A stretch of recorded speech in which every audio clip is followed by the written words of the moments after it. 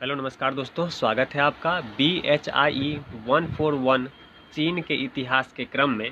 आज हम तोंग मेंग हुई का निर्माण और उसकी विचारधारा को पढ़ेंगे। इस संगठन में आगे हम चर्चा करें उससे पहले अगर आप चैनल पर नए हैं तो चैनल को सब्सक्राइब अवश्य करें और साथ में बने बेल आइकन को भी क्लिक करें ताकि मेरे आने वाले अन्य महत्वपूर्ण टॉपिक पे वीडियो का नोटिफिकेशन आपको मिलता रहे। इसके साथ ही अगर चीन के इतिहास के महत्वपूर्ण टॉपिक का वीडियो आप देखना चाहते हैं तो इस पर मैं वीडियो अपलोड कर चुका हूं, डिस्क्रिप्शन में जाके आप वह वीडियो देख सकते हैं। तो चलिए शुरू करते हैं आज के इस वीडियो को। तोंग मेंग हुई जो संगठन है उस पर आगे हम चर्चा करें उससे पहले हम जान लेते हैं कि यह इसके बनने की पीछे स्थिति क्या रही थी।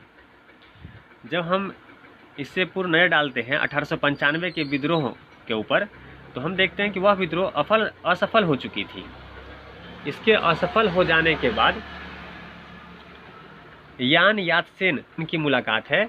उनके ही समान विचार रखने वाले जो बुद्धिजीवी थे, जो गुप्त रूप में कई संस्थाओं को चला रहे थे, उनके जो सदस्य थे उनसे हुई।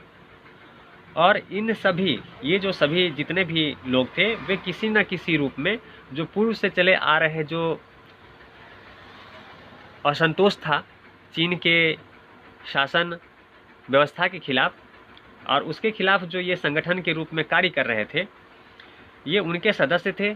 और ये विभिन्न संगठन मिलकर तोंग मेंग हुई नामक संगठन बनाए जो कि विभिन्न संगठनों से जुड़े हुए थे, जिनमें हम बात करें जो कि चीन की पुनरुद्धार संस्था के नाम से चल रही थी। इसके अलावा बात करें तो गुआंग फ्यू हुई जो पुनर्स्थापना संस्था के नाम से पहले चल रही थी। इन सब का आपस में विलय करके जो है सो तोंग मेंग हुई नामक संस्था सोसाइटी बनी और इसके क्षेत्र छाया में ही इन सभी ने निर्णय किया कि ये अपने आगे आने वाले जो इनके उद्देश्य हैं उसके लिए मिलकर कार्य करेंगे और जो उचित कार्य होगा, ये कदम होंगे, वह इसके लिए उठाएंगे। चलिए अब इस पे विशेष रूप से चर्चा करते हैं। वहीं हम देखें तो इनके ये जो संगठन थे, ये जो सोसाइटी बनी थी तोंग मेंग हुई, ये इनके मुख्य रूप से 3 सिद्धांत थे। और अगर हम इन सिद्धांतों की बात करें तो इसमें राष्ट्रवाद, लोकतंत्र तथा समाजवाद था। ये गणतंत्र की स्थापना के लिए पूर्ण रूप से समर्पित थे।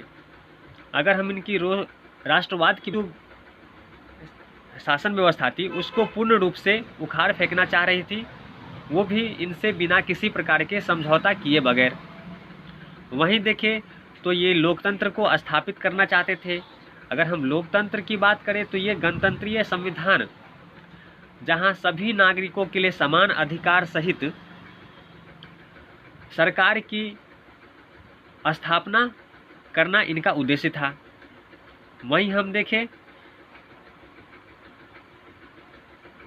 समाजवाद की तो ये जो औद्योगिकीय और जो नगरीय समाज लोग बैठे हुए थे जो और अधिक संपन्न हो रहे थे, इसकी जगह पे वे समग्र समाज का विकास, जिसमें निम्न वर्ग, मध्यम वर्ग, किसान, मजदूर सबका विकास करने पर इनका जोर था और इसके लिए ये लक्ष्य निर्धारित कर रहे थे। इन्हीं सभी लक्ष्य को लेकर यह जो संगठन है वह आगे बढ़ा। फिर भी हम देखें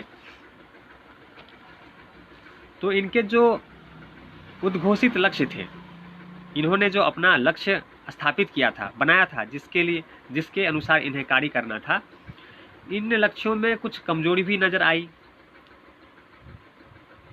जैसे कि जो चीन में अधिकतर किसान थे उनकी हालत बहुत खराब थी, कृषि समस्या बहुत अत्यधिक थी, कृषि संकट था, इनको नज़रअंदाज किया गया।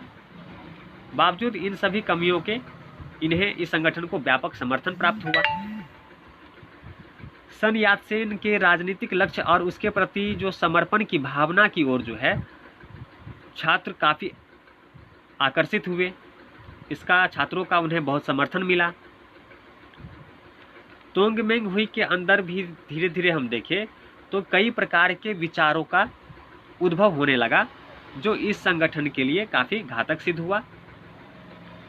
फिर भी आज हमें इस वीडियो में हमें जानना था कि तोंगमेंग हुई की स्थापना निर्माण कैसे हुई। हमने तोंगमेंग हुई की स्थापना तथा जो उसके विचार थे उसके बारे में चर्चा की, ताकि इस पे बनने वाले प्रश्नों के उत्तर आप दे सके। तो चलिए ऐसी महत्वपूर्ण टॉपिक के साथ मिलते हैं अगले वीडियो को। सब्सक्राइब कर लें और साथ में बने बेल आइकन को भी क्लिक कर लें, ताकि मेरे आने वाले वीडियो का नोटिफिकेशन आपको मिलता रहे। तो चलिए मिलते हैं अगले वीडियो में।